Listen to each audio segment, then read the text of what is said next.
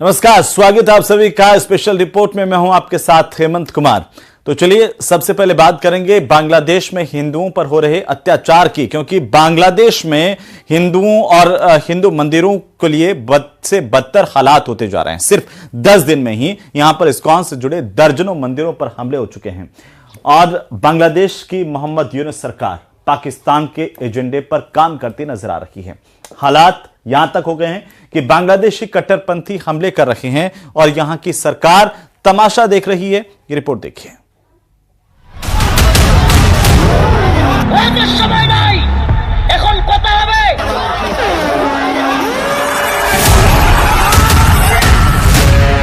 हिंदुओं का सफाया बाबरी मिशन पर बांग्लादेश।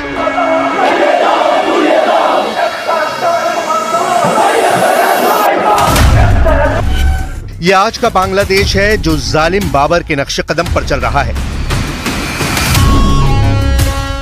यह आज का बांग्लादेश है जहां जमात इस्लामी जैसे दर्जन जिहादी और कट्टरपंथियों का कब्जा हो चुका है।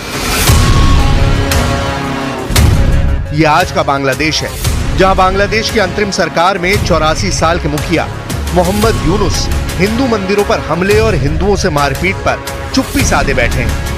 इन 3 तस्वीरों से साफ है कि बांग्लादेश पाकिस्तान बनता जा रहा है। हम आपको यही दिखाने जा रहे हैं कि बांग्लादेश में हिंदुओं से नफरत का जो तूफान उठा है उसके पीछे की बाबरी सोच क्या है। क्यों कहा जा रहा है कि बांग्लादेश बाबरी मिशन पर चल रहा है। शेख हसीना के देश छोड़ते ही बांग्लादेश पूरी तरह से कट्टरपंथ की चपेट में आ चुका है। वो पाकिस्तान की राह पर निकल पड़ा है। अब सवाल है कि क्या नोबेल शांति पुरस्कार वाले यूनुस लगातार नफरत का बीज बो रहे हैं? क्या वही हिंदुओं के प्रति भड़की आग को और हवा दे रहे हैं? अगर ऐसा नहीं है तो फिर वो बांग्लादेश में एक्शन क्यों नहीं ले रहे? बांग्लादेश में हिंदू मंदिरों और हिंदुओं को लगातार टारगेट किया जा रहा है। बांग्लादेश से लेकर भारत तक विरोध प्रदर्शन हो रहे हैं, लेकिन इसका असर बांग्लादेश के जिहादियों पर रत्ती भर भी नहीं पड़ रहा है। बांग्लादेश में हिंसा का दौर थमने का नाम नहीं ले रहा। बांग्लादेश में फैली हिंसा के बीच इस्कॉन सेंटर में आग लगा दी गई। जानकारी के मुताबिक इस्कॉन सेंटर में लक्ष्मी नारायण के विग्रह भी जल गए। मंदिर में रखा हुआ बाकी सामान भी जल गया। साथ ही मंदिर पर हमला भी किया गया। आग में नमहट्टा का इस्कॉन सेंटर जलकर खाक हो गया।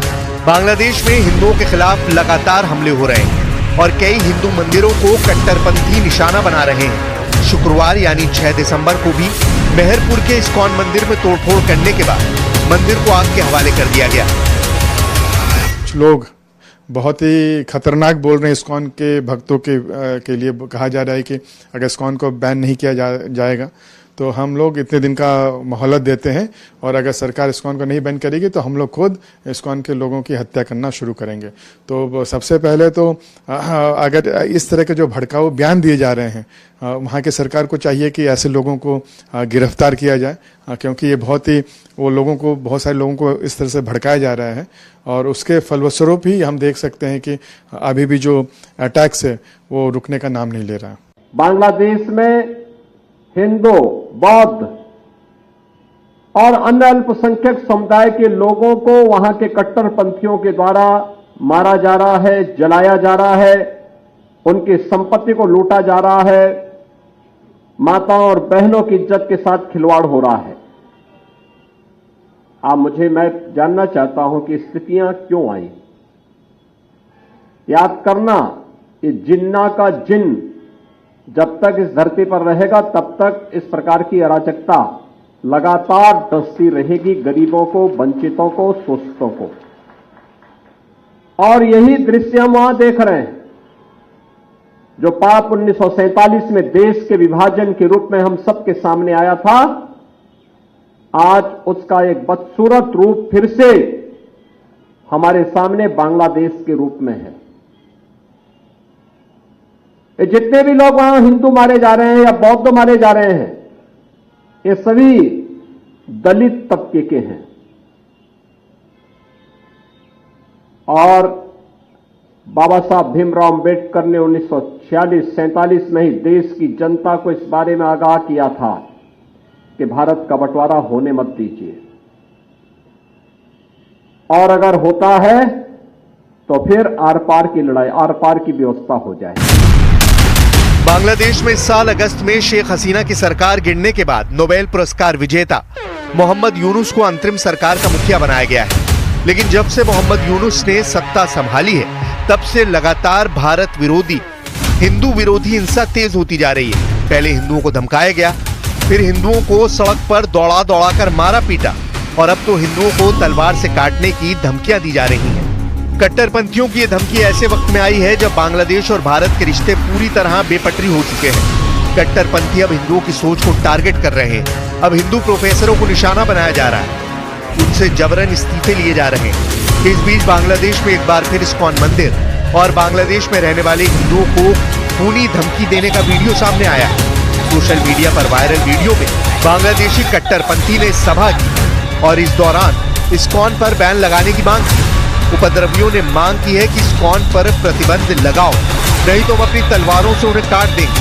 इस्कॉन के वाइस प्रेसिडेंट राधा रमन दास ने इस वीडियो को साझा करते हुए कहा कि यह भाषण किसी एक इलाके तक सीमित नहीं है, बल्कि बांग्लादेश के हर कोने में इस तरह के बयान दिए जा रहे हैं।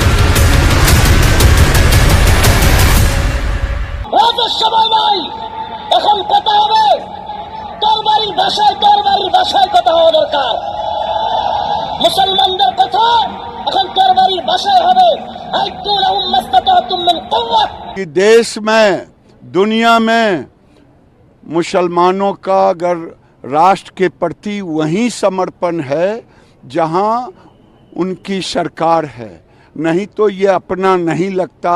उन्हें कुरान के प्रति, उन्हें खुदा के प्रति ही समर्पण होता है। और उन्होंने ठीक ही कहा, क्या पाकिस्तान में जो हिंदू मरे, खत्म हो गए, किसने मारा? जिन्ना का डीएनए ही तो मारा। बांग्लादेश में जो हत्याएं हो रही है, कौन कर रहा है? जिन्ना का डीएनए ही तो कर रहा है। ढाका की सड़कों पर बांग्लादेशी मुस्लिमों ने भारत के खिलाफ हिंसक प्रदर्शन किए। प्रदर्शनकारी पुलिस की सुरक्षा में भारत के खिलाफ जहर उगल रहे हैं। आईएसआईएस के झंडे लहराते हुए कट्टरपंथी इस्लामी संगठन हिंदू मंदिर और भारत के खिलाफ जहर उगल रहे हैं। इन जिहादियों ने भारत पर हमला करने और भारतीय नागरिकों की हत्या करने की कस्में भी खाई। इन सब के बीच भारत और बांग्लादेश के बीच होने वाली बीटिंग रिट्रीट भी रोक दी गई है। बांग्लादेश की एक वर्ग के लोग पाकिस्तान और चीन, ये दोनों देश की इशारा पे हिंदुस्तान के साथ तनाव पैदा करना चाहते हैं। अगर बांग्लादेश में हिंदुओं को नहीं अभी बचाया गया, हिंदुओं को तुरंत अगर हिंदुओं की हिंसा नहीं रोकी गई, तो बाकी जितने मुस्लिम जिहादी हैं उनको गर्दा में मिला दिया जाएगा। बांग्लादेश की बाबरी धमकी, बंगाल, बिहार, ओडिशा पर करेंगे कब्जा। बांग्लादेश नेशनलिस्ट पार्टी यानी बीएनपी के नेता राहुल कबीर रिजवी ने भारत विरोधी बयान दिया है। कट्टरपंथियों ने दावा किया है कि वो भारत के बंगाल, बिहार और ओडिशा पर कब्जा करने की तैयारी में है।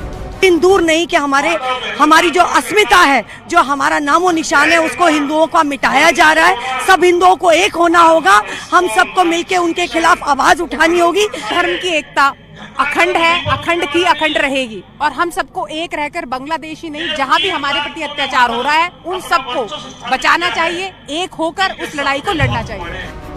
शेख हसीना के सत्ता से बेदखल होने और मोहम्मद यूनुस के सत्ता संभालने के बाद भारत कई बार बांग्लादेश में हिंदुओं समेत बाकी अल्पसंख्यकों की सुरक्षा पर चिंता जता चुका है, तो वहीं दूसरी तरफ बांग्लादेश भारत की चिंताओं को खारिज करता रहा है। बांग्लादेश ने यहाँ तक कह दिया है कि भारत उनके आंतरिक मामलों में हस्तक्षेप कर रहा है। बांग्लादेश में जो हिंदुओं को काटा जा रहा है या उनके साथ जो विभत्स हो रहा है, उसी के विरोध में आज सहारनपुर का सनातनी हिंदू समाज एकजुट हुआ है और एकजुट होकर विरोध प्रदर्शन कर रहा है और संदेश दे रहा है कि ना तो हिंदू पटेगा और ना हिंदू कटेगा। बांग्लादेश में हिंदुओं पर हो रहे अत्याचार को लेकर भारत में कोहराम मच गया है। असम, त्रिपुरा, दिल्ली, कोलकाता, गाजियाबाद, लखनऊ, आगरा, मेरठ जैसे दर्जनों शहरों में बांग्लादेश सरकार के खिलाफ प्रदर्शन हो रहे हैं। विदेशों में भी बांग्लादेश के खिलाफ प्रदर्शन हो रहे हैं। गाजियाबाद के कविनगर रामलीला मैदान में बांग्लादेश में हिंदुओं पर हो रहे अत्याचार के विरोध में विशाल सभा हुई है, जहां लोगों ने जमकर गुस्सा निकाला है। विधायक मंजू सिचाव, नगर पालिका अध्यक्ष विनोद वैशाली और भोजपुरी ब्लॉक प्रमुख सुचित सिंह समेत बड़ी संख्या में लोग शामिल होने के लिए मोदी नगर के राज चौपाला पर एकत्रित हुए। इसमें कितने हिंदू थे और जो बचे कुछ अल्पसंख्यक थे उनके साथ इस तरह का सलूक करा जा रहा है, इसका हम लोग पुरजोर विरोध करते हैं और हम इसके लिए इसका खंडन करते हैं उनकी नीतियों का। अब देखना होगा कि आने वाले दिनों में बांग्लादेश को लेकर भारत क्या कदम उठाता है।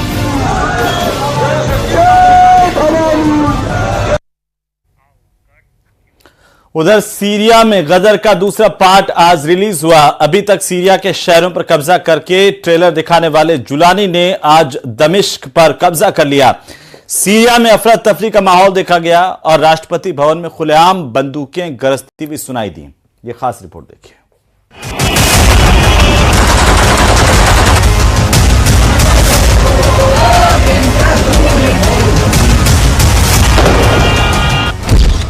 सीरिया के राष्ट्रपति भवन में गरजे ऑटोमेटिक हथियार।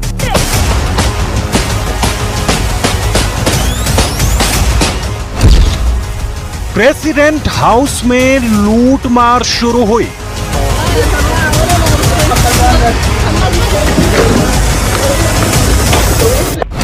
सीरिया एयरपोर्ट पर विद्रोहियों का कब्जा।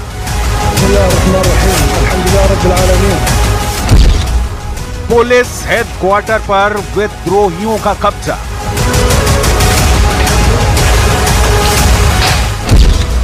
सोनी पड़ी सीरिया की सड़कें।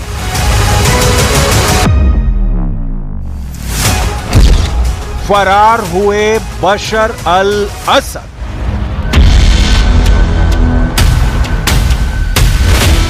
कमांडर जुलानी ने सीरिया की राजधानी दमिश्क पर कब्जा कर लिया है।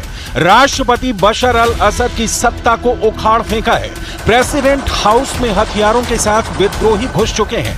असद की सुरक्षा में रहने वाली फौज गायब है। सीरिया में कहीं भी फौज का नामो निशान तक नहीं है। प्रेसिडेंट हाउस में खुलेआम फायरिंग हो रही है। धार्मिक नारे लगाए जा रहे हैं। विद्रोही सीरिया एयरपोर्ट पर भी कब्जा कर चुके हैं। लोग जान बचाने के लिए इधर उधर भाग रहे हैं। सीरिया अब कमांडर जुलानी का हो चुका है। ट्रंप ने सीरिया के हालात से कन्नी काट ली है। सीरिया से ईरान भाग खड़ा हुआ है। कल तक सीरिया की सुरक्षा के बड़े बड़े दावे करने वाले खामेनेई का कहीं कोई अता पता नहीं है। रूस वाले पुतिन टार्टस नेवल बेस से अपने युद्धपोत और पनडुब्बी हटा चुके हैं। सीरियन आर्मी के मुखिया ने अपनी फौज को साफ साफ कह दिया है कि अब लड़ना बेकार है। विद्रोही हावी हो चुके हैं। इसलिए जवानों और अफसरों ने सीरियन आर्मी का ड्रेस निकालकर सादे कपड़े पहन लिए हैं। हालात इतने खराब हो चुके हैं कि अब तक सीरिया के राष्ट्रपति रहे बशर अल असद का कहीं कोई अता पता नहीं है। कोई कह रहा है कि असद ने देश छोड़ दिया है। कोई कह रहा है कि सीरिया से भागते वक्त असद के प्लेन का रेडार से संपर्क टूट गया। तो विद्रोहियों ने नया दावा किया कि उन्होंने असद के IL-76T प्लेन को अल सुवायरी इलाके में मार गिराया है। यानी असद कहां है ये किसी को नहीं मालूम। असद जिंदा हैं या उनकी मौत हो चुकी है ये भी किसी को नहीं मालूम। सीरिया जल रहा है। कमांडर जुलानी का दमिश्क पर कब्जा।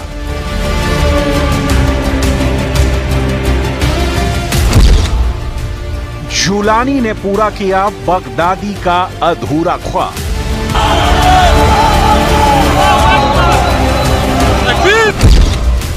भगोड़े निकले राष्ट्रपति बशर अल असद।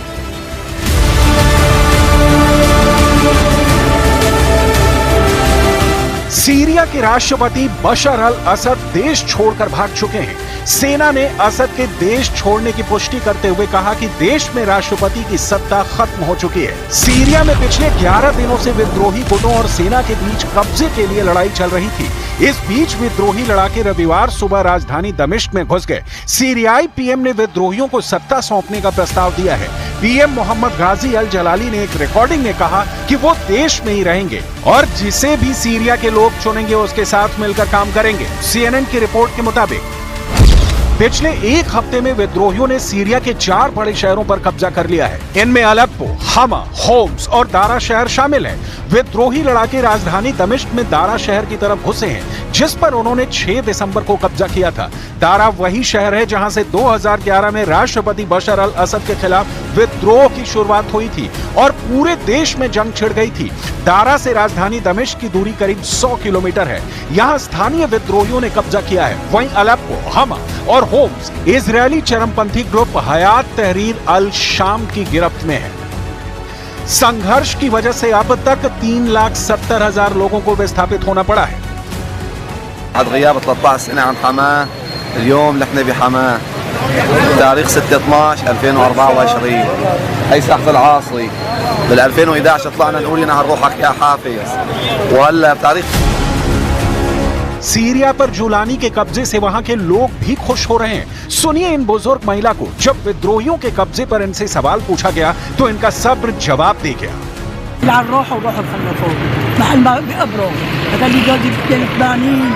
عندك من الاولاد هذا اللي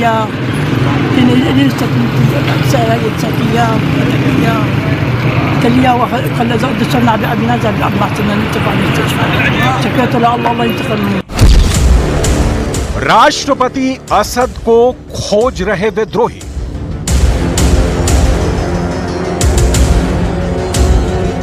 CNN की रिपोर्ट के मुताबिक दमिश्क पर कब्जा करने के बाद विद्रोही बशर अल असद को खोजने में जुट चुके हैं। वक्त बदल चुका है, सत्ता बदल चुकी है। कल तक जो सेना और इंटेलिजेंस के अफसर विद्रोहियों से पूछताछ करते थे, आज वही विद्रोही सीरियाई सेना के अधिकारियों और इंटेलिजेंस अफसरों से पूछताछ कर रहे हैं, क्योंकि असद को लेकर अभी तक कुछ साफ नहीं हो सका है। असद को लेकर कई खबरें वायरल हैं। हालांकि कुछ रिपोर्ट्स में दावा किया गया है कि वो रूस जा चुके हैं, लेकिन इसकी भी आधिकारिक पुष्टि नहीं हुई है। वॉल स्ट्रीट जर्नल की रिपोर्ट के मुताबिक बशर अल असद ने विद्रोह के बीच में ही अपने परिवार को सीरिया से बाहर भेज दिया था। असद के परिवार के लोग जो रूस भाग गए हैं, उनमें उनकी पत्नी, बच्चे और 2 साले शामिल हैं। अखबार के मुताबिक सीरियाई राष्ट्रपति की ब्रिटिश मूल की पत्नी पिछले हफ्ते अपने 3 बच्चों के साथ रूस भाग गई, जबकि उनके भाई बहन के संयुक्त अरब अमीरात जाने की खबर है।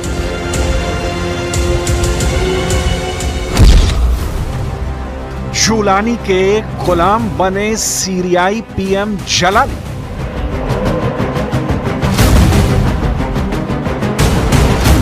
कहते हैं जब सत्ता बदलती है तो अपनेपन का चोला भी उतर जाता है। यही हुआ सीरिया में।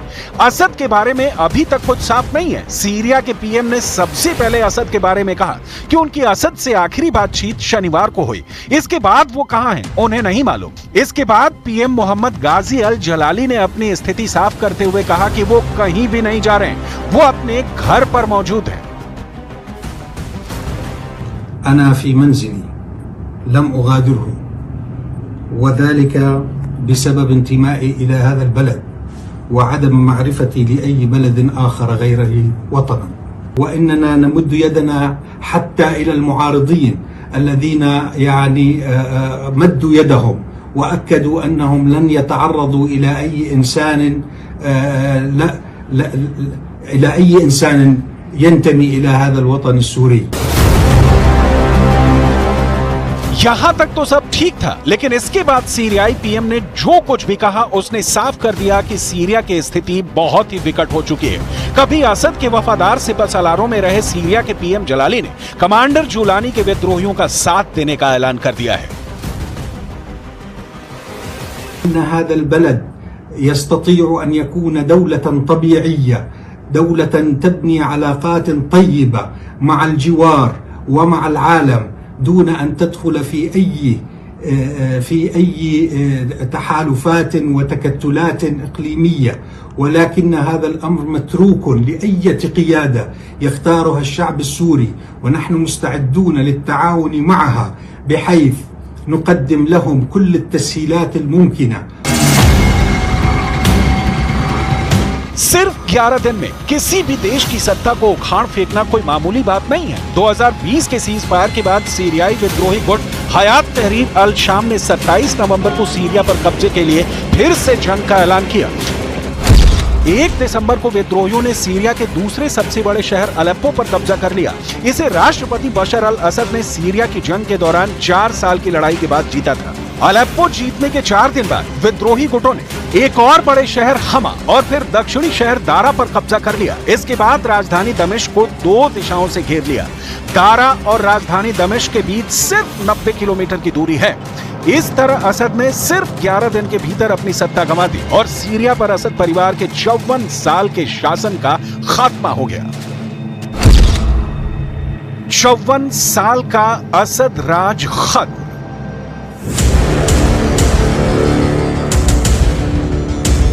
असद के सत्ता से हटने के साथ ही सीरिया में करीब 54 साल लंबे असद परिवार के शासन का अंत हो गया।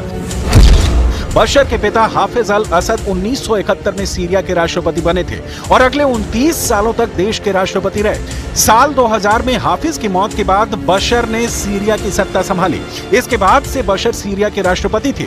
2011 में जब मिडिल ईस्ट में अरब क्रांति की शुरुआत हुई तब सीरिया में भी असद के खिलाफ विद्रोह शुरू हुए, जिन्हें बेरहमी से कुचल दिया गया। इसके बाद वहां गृह युद्ध की शुरुआत हुई। अब बशर के देश छोड़ने के बाद विद्रोहियों ने वीडियो जारी कर कहा है कि देश में असद परिवार के काले युग का अंत हो गया है। हम देश में नए युग की शुरुआत का ऐलान करते हैं। ये हमारी लड़ाई नहीं, ट्रंप। सीरिया में हुए विद्रोह के लिए अमेरिका के नवनिर्वाचित राष्ट्रपति डोनाल्ड ट्रंप ने पूर्व राष्ट्रपति बराक ओबामा की नीतियों और रूस को जिम्मेदार बताया। ट्रंप ने कहा कि यह हमारी लड़ाई नहीं है, अमेरिका को इस संघर्ष में शामिल नहीं होना चाहिए। सीरिया अमेरिका का दोस्त नहीं है, ट्रंप ने सोशल मीडिया ट्रुथ सोशल पर लिखा कि सीरिया में बहुत गड़बड़ी हुई है, लेकिन वो हमारा दोस्त नहीं है। अमेरिका को इससे कोई मतलब नहीं है, ये हमारी लड़ाई नहीं है, हमें इसमें शामिल नहीं होना चाहिए और इससे बाहर रहना चाहिए। असद का सहयोगी रूस है, लेकिन वो यूक्रेन युद्ध में उलझा हुआ है। ऐसे में सीरिया में जो कुछ हो रहा है उसमें रूस ज्यादा कुछ करने की स्थिति में नहीं है। रूस ने कई वर्षों तक सीरिया की रक्षा की। अगर रूस सीरिया से निकल जाता है तो इससे रूस को ही फायदा होगा, क्योंकि सीरिया से उसे कुछ मिला नहीं है।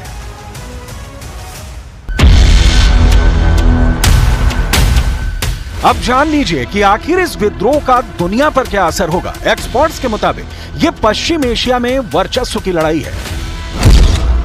सीरिया की भौगोलिक स्थिति बेहद अहम है। सीरिया की सीमा इराक, तुर्की, जॉर्डन, लेबनान और इजराइल से लगती है। सीरिया पर नियंत्रण अहम व्यापार मार्गों, ऊर्जा गलियारों तक पहुंच प्रदान करता है और पूरे क्षेत्र में प्रभाव डालने के लिए एक आधार प्रदान करता है। विद्रोह का रूस पर बड़ा असर होगा। पश्चिमी एशिया में सीरिया उसका सबसे भरोसेमंद पार्टनर है। साथ ही 2011 में बशर के खिलाफ विद्रोह के बाद से रूस बशर को हर तरह की सैन्य, आर्थिक और रणनीतिक मदद देता रहा है। इस वजह से रूस चाहता है कि बशर सत्ता में बने रहें, जबकि विद्रोहियों को अमेरिकी समर्थन प्राप्त है। ऐसे में बशर की सत्ता जाना रूस का बड़ा नुकसान होगा। आने वाले दिनों में कच्चे तेल के दामों में उछाल देखने को मिल सकता है। इससे भारत पर भी असर पड़ेगा। वहीं हाल में पावर और सोलर प्लांट प्रोजेक्ट पर दोनों मुल्क साथ काम कर रहे हैं। भारत ने 2022 में इसके लिए 28 करोड़ डॉलर की सीरिया को मदद की थी। साफ है, इस विद्रोह का असर रूस और ईरान पर ही नहीं बल्कि दुनिया के कई हिस्सों पर पड़ने वाला है।